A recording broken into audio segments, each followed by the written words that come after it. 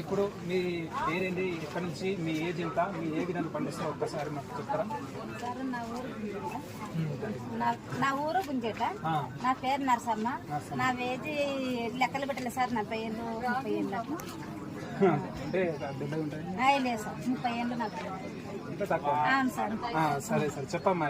అయితే సార్ మేము భూమికి సంబంధించింది వెనకటి మా తాత ముత్తాతలు ఇవి ఉంటుండే, అన్ని రకాలు ఉంటుండే మా ఇంట్లో అట్లా ఉంటాయి సార్. గుల్లలు గంపలు ఇట్లా ఇట్లా బట్టి చేస్తున్నాము, ఆ విధంగా ఇట్లా చేస్తామన్నమాట.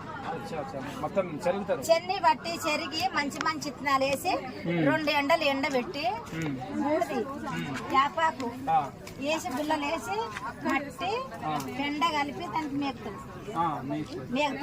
మేగి 2 రోజులు 3 రోజులు ఎండబెడితే మరి ఇట్లా పలుకుతుంది. పలిగిన సన్నం పెండది మన్ను తీసి మర మేపుతాం.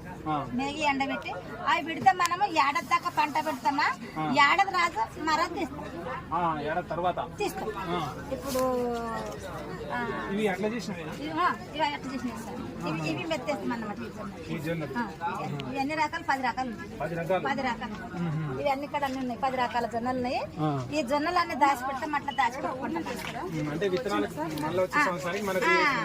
మరి ఎవడో కరిగా అవసరం ఉండదు. మనము అరకచ్చి చేనికి అక్క నీ దగ్గర విత్తనాలు ఉన్నాయంటాం. అవి లేవమ్మా మా చేనులో సరిపోయినాక ఇస్తాం కానీ అంటారు. మిరగంపు ఉంటది. మిరగం నాడు పంట పెడితే ఏమైతే వర్షం పడనే అది పడకపోని, మిరగం నాడు పెట్టింది రోగంలో దాన్ని పంట మంచిగా వస్తుంది అన్నమాట. నల్లగా బొగ్గులు అది పెంట ఎరువు. మనం గోదలు అవన్నీ ఉంచుకోవాలి, ఒక మేకన్న ఉంచుకోవాలి, ఒక ఎద్దన్న ఉండాలి. మనం ఆ మేత తిన్నాక వేసి కసు వేసి పెండ కసు వేసి అది ఏడది అది బాగా ముక్కుతుంది. ముక్కిన తర్వాత రజన బండి దొరకకపోతే ఏం దొరకకపోతే సంచలను నింపుకొని పోయి చేనులలో వేసుకొని అవకాశం. పెంట పెట్టినాక నన్నయ్యి, పంట పెట్టగలిగినన్నాయి.